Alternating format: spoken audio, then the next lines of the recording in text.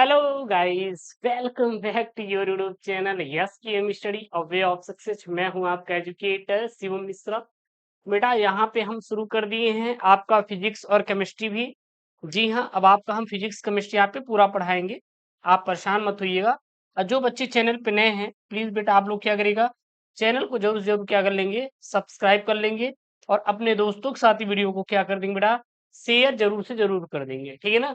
यहाँ पर हम लेकर आए हैं आपके लिए बेटा चैप्टर 1, अध्याय 1 है। अच्छा, अध्याय 1 हमारा क्या बेटा, तो वो है हमारा विद्युत आवेश तथा क्षेत्र। जी हाँ, इलेक्ट्रिक चार्ज एंड फील्ड। इसके हम लोग कुल 10 ऑब्जेक्टिव लिए हैं बेटा, 10 MCQ हैं। और 1 से 2 नंबर वाले आपके अति लघु उत्तरी लिए हैं, जिसमें हम यहाँ पे आपको 8 प्रश्न बताएंगे। और 10 आपके लघु उत्तरी व दीर्घ उत्तरी मैंने प्रश्न लिया है, जो कि 3 से 5 नंबर के आएंगे। मतलब अगर ये वीडियो देखते हैं तो चैप्टर 1 का आपका ये है कि 16 से 18 नंबर आपका क्लियर हो जाएगा। जी हाँ, 16 से 18 नंबर तक आपका ये चैप्टर 1 जो आपका है वैद्युत आवेश तथा क्षेत्र। तो यहाँ पे मैंने जितने भी टॉपिक आपके बन सकते हैं मैंने सभी लिए हैं।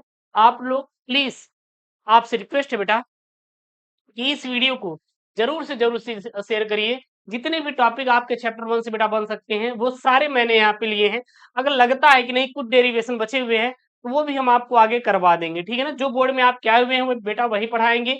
इसका जो पीडीएफ है बेटा, इसका जो पीडीएफ है, आप जाइए टेलीग्राम चैनल एसकेएम स्टडी से डाउनलोड कर लीजिए, link in the description box. और अपने ऐप गूगल प्ले स्टोर से एसकेएम स्टडी ऐप को जरूर डाउनलोड करें। वहां पे आपको अनसॉल्व पेपर का पीडीएफ फ्री में मिल जाएगा, क्लास 12 के सभी विषय का।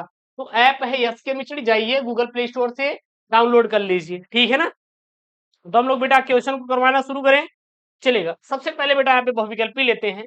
पहला प्रश्न क्या बोल रहा है यहाँ पे, विद्युतशीलता अपसाइलम जीरो का बेटा एसआई मात्रक क्या होता है।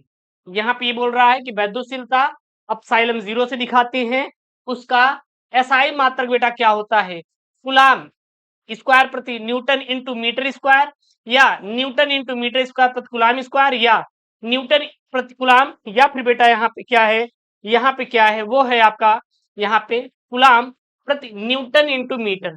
तो इसका बेटा राइट आंसर क्या हो जाएगा, तो जो इसका राइट आंसर निकल के आएगा वो आपका बेटा ए ऑप्शन निकल के आएगा बेटा। जो इसका राइट आंसर निकल के आएगा वो यहाँ पर ए ऑप्शन निकल के आएगा। और जो कि बेटा क्या है, सबसे इंपॉर्टेंट वाला प्रश्न है, रिपीटेड है, पेपर में हर साल आपका पूछा जाता है, पेपर में हर साल आपका पूछा जाता है। याद कर लीजिए कि बेटा जो वैद्युतशीलता साइलम जीरो का मात्रक होता है ऐसा ही वो होता है कूलाम स्क्वायर प्रति न्यूटन इंटू मीटर स्क्वायर होता है। क्लियर है, चलेगा। सेकंड बेटा प्रश्न है, उससे पहले यहाँ पे हम थोड़ा देख लेते हैं किसका जो हो जाएगा वो हो जाएगा, क्या हो जाएगा, कूलाम स्क्वायर प्रति न्यूटन इंटू मीटर स्क्वायर। अगर हम लोग देखें, एक फॉर्मूला होता है ई बराबर जो फॉर्मूला होता है 1/4 पाई अपसाइलम जीरो इंटू Q1, ये आवेश है ना Q1 Q2 upon R square, ये होता है। हमें निकालना क्या था बेटा, अपसाइलम जीरो था, तो अपसाइलम जीरो को यहाँ पे लेकर आएंगे और ये हमारा जो ई है वहां पे भेज देंगे। फिर इसका हम लोग क्या निकाल लेंगे बेटा, यूनिट निकाल लेंगे, मात्रक निकाल लेंगे। सेकेंड ऑप्शन है यहाँ पे, विद्युत क्षेत्र की तीव्रता का मात्रक क्या होता है बेटा, बताइए वैद्युत क्षेत्र की तीव्रता का मात्रक क्या होता है। वैद्युत क्षेत्र की तीव्रता का बेटा मात्रक क्या होता है, न्यूटन प्रति कूलाम होता है, या फिर ये बोला है जूल प्रति कूलाम होता है, या कूलाम प्रति न्यूटन होता है, या फिर यहाँ बोला है बेटा न्यूटन इंटू मीटर होता है, क्या होता है। तो इसका बेटा राइट आंसर हो जाएगा ए वाला हो जाएगा। वो हमारा क्या हो जाएगा, वो हमारा हो जाएगा बेटा यहाँ पे आपका क्या हो जाएगा भैया, क्या हो जाएगा यहाँ पे, वो हमारा हो जाएगा यहाँ पे न्यूटन प्रति कूलाम हो जाएगा। तो वैद्युत क्षेत्र की तीव्रता का मात्रक क्या होता है बेटा, न्यूटन प्रति कूलाम होता है, याद कर लीजिए। अच्छा, होता क्या है थोड़ा देखिएगा, वैद्युत क्षेत्र की तीव्रता प्रति एकांक आवेश पर लगने वाला एक बल होता है। जो वैद्युत क्षेत्र की तीव्रता होता है ई बराबर, वो क्या होता है, ई बराबर एफ अपान क्यू होता है। एकांक आवेश पर लगने वाले बल को बेटा क्या कहते हैं, वैद्युत क्षेत्र की तीव्रता कहते हैं। जो फॉर्मूला होता है, जो फॉर्मूला होता है इसका, वो फॉर्मूला क्या होता है, तो इसका फॉर्मूला होता है ई बराबर एफ अपान क्यू होता है। इसीलिए इसका मात्रक देखिए, बल का मात्रक क्या होता है बेटा, बल का मात्रक न्यूटन होता है, न्यूटन होता है। आवेश है, आवेश का मतलब क्या हो जाएगा बेटा, कूलाम हो जाएगा। तो इसलिए इसका यूनिट क्या हो जाएगा, न्यूटन प्रति कूलाम हो जाएगा।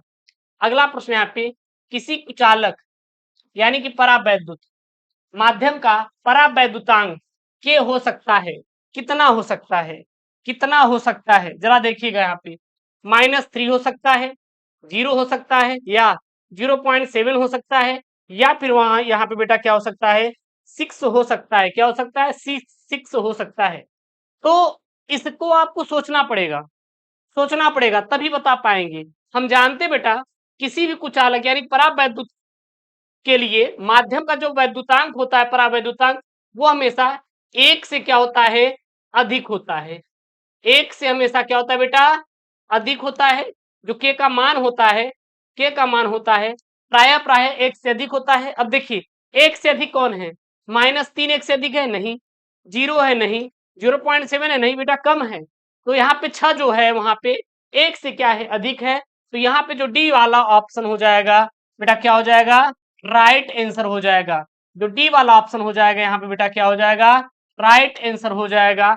वो क्या हो जाएगा यहाँ पे, वो हमारा हो जाएगा यहाँ पे 6 हो जाएगा।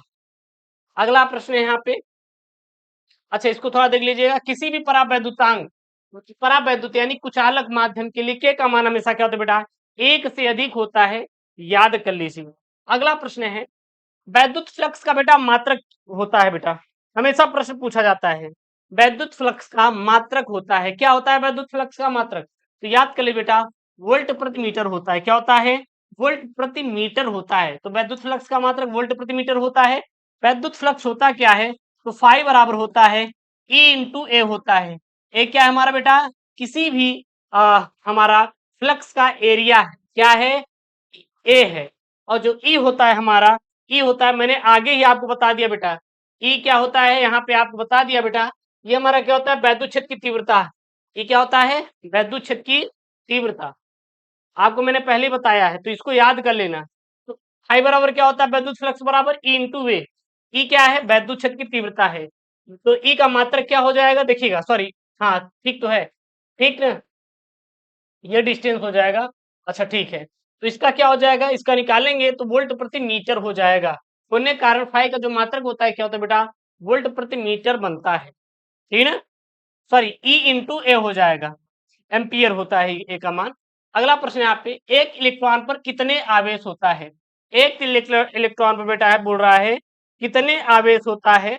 एक इलेक्ट्रॉन पर जो आवेशिक संख्या होती है वो होती है 1.-1.6 इंटू 10⁻⁻19 कुलाम होता है। कितना होता है, -1.6 इंटू 10⁻⁻19 कुलाम होता है। यानी कि जो इलेक्ट्रॉन होता है यह ऋणात्मक होता है, और इस पे आवेश देखे तो कितना होता है बेटा, 1.6 इंटू 10⁻⁻19 कुलाम होता है। और हमेशा इलेक्ट्रॉन माइनस होता है, तो इसलिए यहाँ पे माइनस लगा देंगे। अगला प्रश्न है, वैद्युत द्विध्रुव आघूर्ण P की दिशा क्या होती है। जो वैद्युत द्विध्रुव आघूर्ण होता है, इसकी दिशा क्या होती है, जो इसकी दिशा होती है वो ऋण आवेश से धन आवेश की ओर होती है। किसकी ओर होती है बेटा, ऋण आवेश से धन आवेश की ओर होती है। तो ऋण आवेश से धन आवेश की ओर होती है।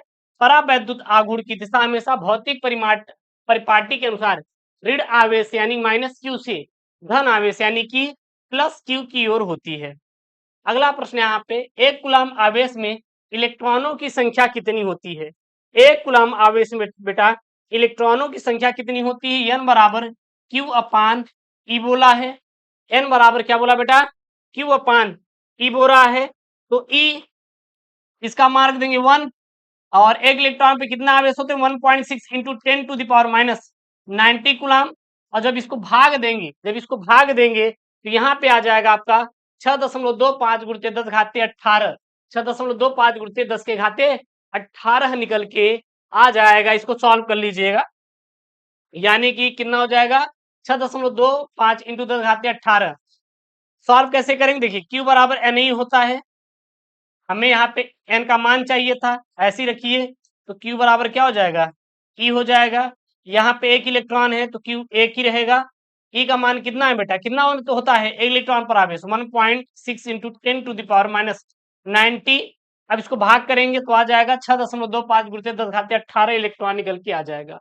अगला प्रश्न है, साबुन के एक बुलबुले को जब ऋण आवेशित किया जाता है, उसकी त्रिज्या पर बेटा क्या प्रभाव पड़ता है? तो उसकी त्रिज्या पर क्या प्रभाव पड़ता है? वो हमेशा हमेशा त्रिज्या क्या होती है? बढ़ती है।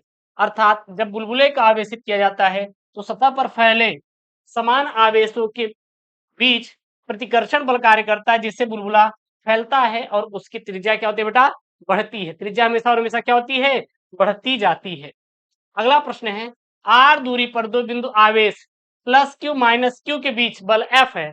एक आवेश स्थिर हो और दूसरा आवेश चारों ओर आर त्रिज्या के वृत्ताकार वृत्त के में चक्कर काटे तो एक चक्कर में किया गया बेटा कार्य कितना होता है? तो यहाँ पे वर्ग बोल रहा है तो वो होता है बेटा शून्य।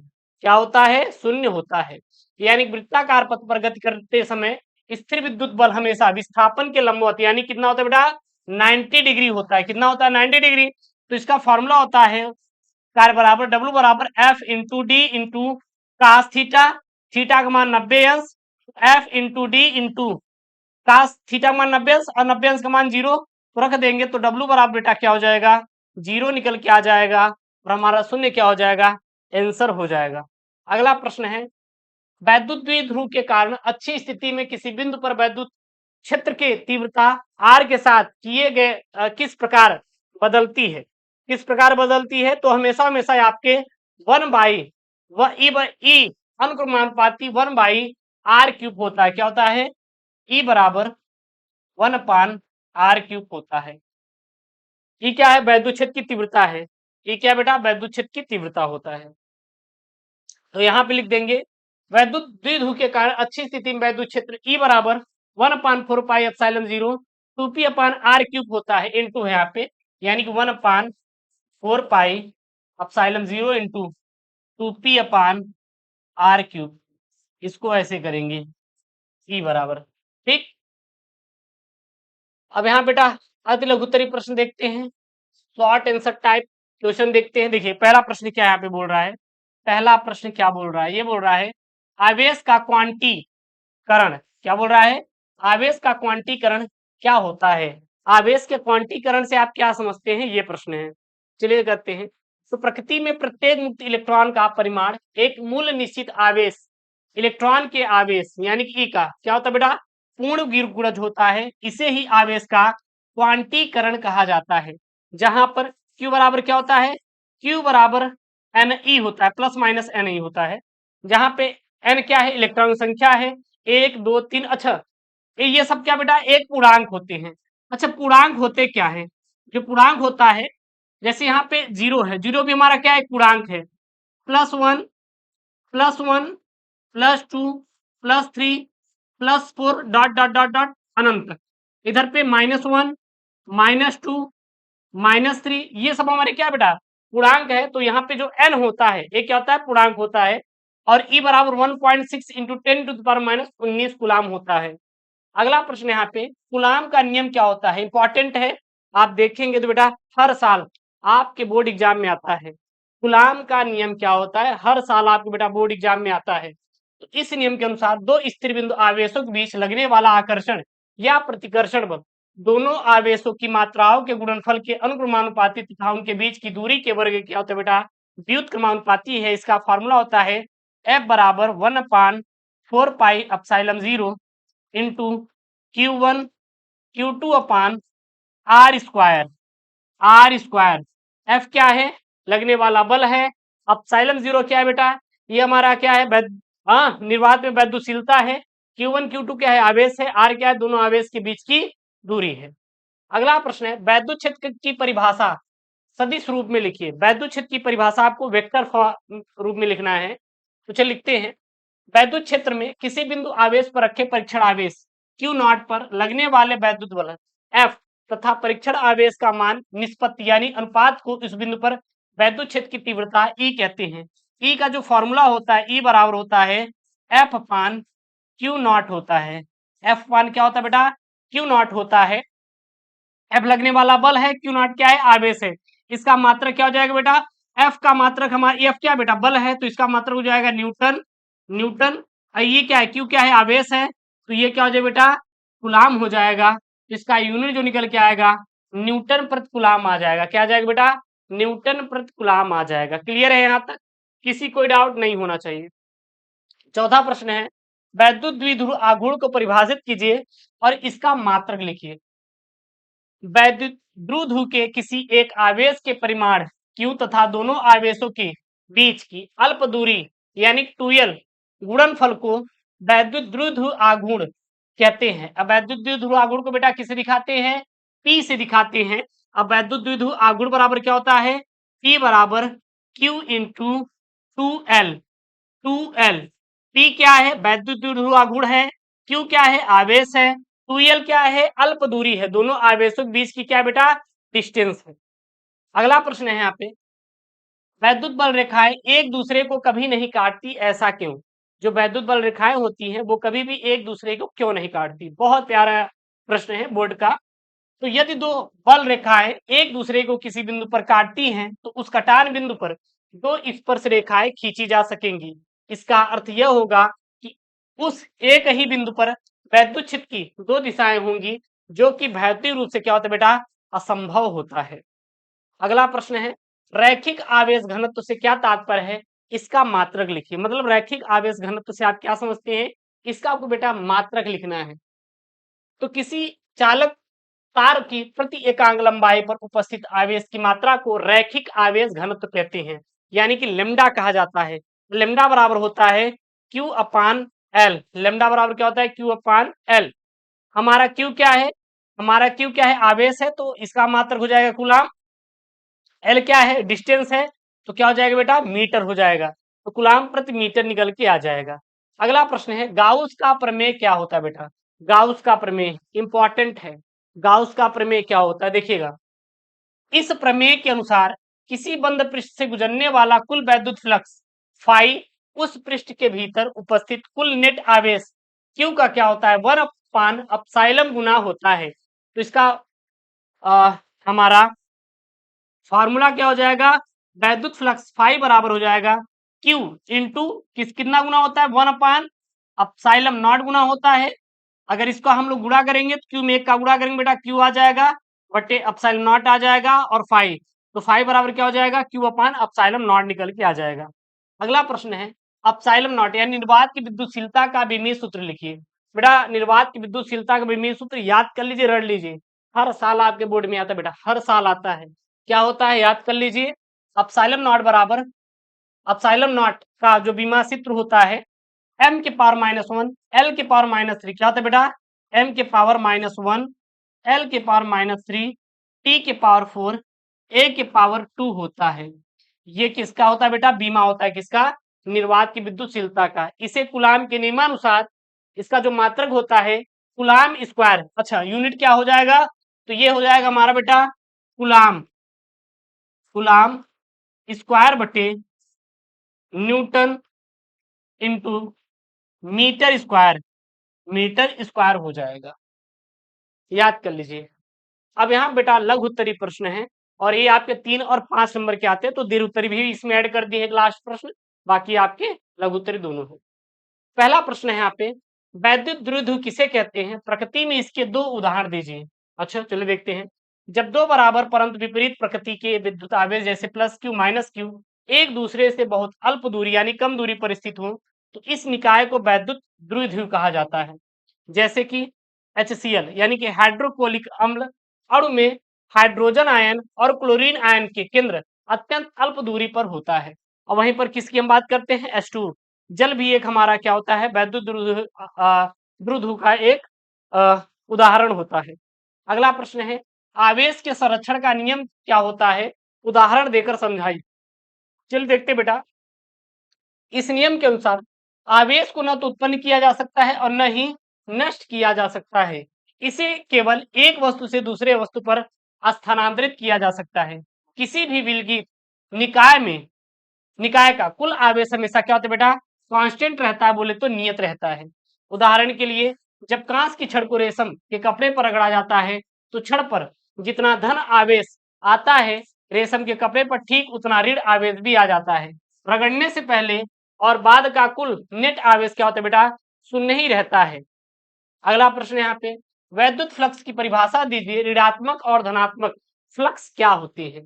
चलिए देखते हैं बेटा, वैद्युत क्षेत्र में स्थित किसी काल्पनिक पृष्ठ से लंबवत गुजरने वाली वैद्युत बल रेखाओं की कुल संख्या को उस पृष्ठ पर वैद्युत फ्लक्स कहा जाता है, और इसका मात्रक क्या होता है बेटा, वोल्ट इंटू मीटर होता है। एक धनात्मक फ्लक्स होता है, दूसरा क्या होता है बेटा, ऋणात्मक फ्लक्स होता है। धनात्मक फ्लक्स क्या होता है, यदि वैद्युत बल रेखाएं पृष्ठ से बाहर निकल रही हैं तो फ्लक्स धनात्मक होगा, यदि बल रेखाएं पृष्ठ से भीतर प्रवेश कर रही हैं तो जो फ्लक्स होगा बेटा वो कैसा होगा, ऋणात्मक होता है। अगला प्रश्न है, दो बिंदु आवेश के बीच स्थिर वैद्युत बल और गुरुत्वाकर्षण बल में दो मुख्य अंतर आपको बेटा लिखना है। चलिए देख लेते हैं। सबसे पहले बेटा प्रकृति की अंतर बात करते हैं, फिर माध्यम पर निर्भरता की। अगर प्रकृति की बात करते हैं तो स्थिर वैद्युत बल आकर्षण तथा प्रतिकर्षण दोनों प्रकार का हो सकता है, यानी समान आवेश में प्रतिकर्षण, विपरीत आवेश में आकर्षण। जबकि गुरुत्वाकर्षण बल सदैव सदैव क्या होता है, आकर्षण के प्रकृति का होता है। अगर माध्यम पर निर्भरता देखें तो दो आवेशों के बीच का स्थिर वैद्युत बल उनके बीच के माध्यम जैसे पानी, वायु, कांच पर निर्भर करता है, जबकि गुरुत्वाकर्षण बल माध्यम पर निर्भर नहीं करता है। अगला यहाँ बेटा प्रश्न है, कूलाम के नियम की क्या क्या सीमाएं हैं।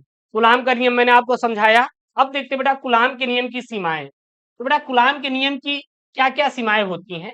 तो सबसे पहला सीमा है, यह नियम केवल स्थिर वैद्युत आवेशों के लिए सत्य होता है, गतिमान आवेशों के लिए इस नियम को बदले जाते हैं। दूसरा है, यह नियम केवल बिंदु आवेशों के लिए लागू होता है, बड़े आकार के आवेशित चालकों के लिए क्या होता है बेटा, जटिल होता है। अगला है, यह बल बहुत कम दूरियां जैसे नाभिकीय दूरी 10⁻⁻15 मीटर से कम पर लागू नहीं होता, क्योंकि वहां पर तीव्र नाभिकीय बल प्रभावी हो जाता है, यानी जहां पर नाभिकीय बल लगता है वहां पर हमारा कूलाम का नियम नहीं लगता। अगला प्रश्न है, अध्यारोपण का सिद्धांत क्या होता है। किसे कहते हैं अध्यारोपण का सिद्धांत, चलिए देख लेते बेटा। यहाँ पे जब किसी निकाय में बहुत से आवेश उपस्थित हो, उसमें से किसी एक आवेश का अन्य कई आवेशों के कारण लगने वाला कुल परिणामी स्थिर वैद्युत बल प्रत्येक आवेश द्वारा उस अकेले आवेश पर लगाए गए अलग अलग बलों के सदिश के क्या होता है, योग के बराबर होता है। यदि Q1 पर अन्य आवेशों के कारण बल F12 F30 लग रहा हो तो कुल जो बल हो जाएगा F1 बराबर हो जाएगा F12 plus F13 plus dot dot dot dot जितना भी रहेगा सब यहाँ पे हम लोग जोड़ लेंगे।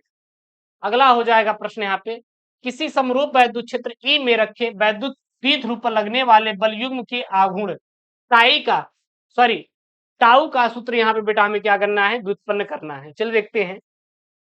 तो जब एक वैद्युत द्विध्रुव P बराबर Q इंटू 2L, हमने पहले ही फॉर्मूला देखा है, आपको पढ़ाया भी अभी, को एक समान वैद्युत क्षेत्र E में थीटा कोण पर रखा जाता है तो इसके आवेशों पर दो बराबर और विपरीत दिशा में F बराबर QE कार्य करने लगते हैं या कार्य करते हैं। तो ये बल परस्पर समांतर और विपरीत दिशा में होने के कारण एक बल युग्म बनाते हैं जो द्विध्रुव के क्षेत्र की दिशा में घुमाने का प्रयास करती है।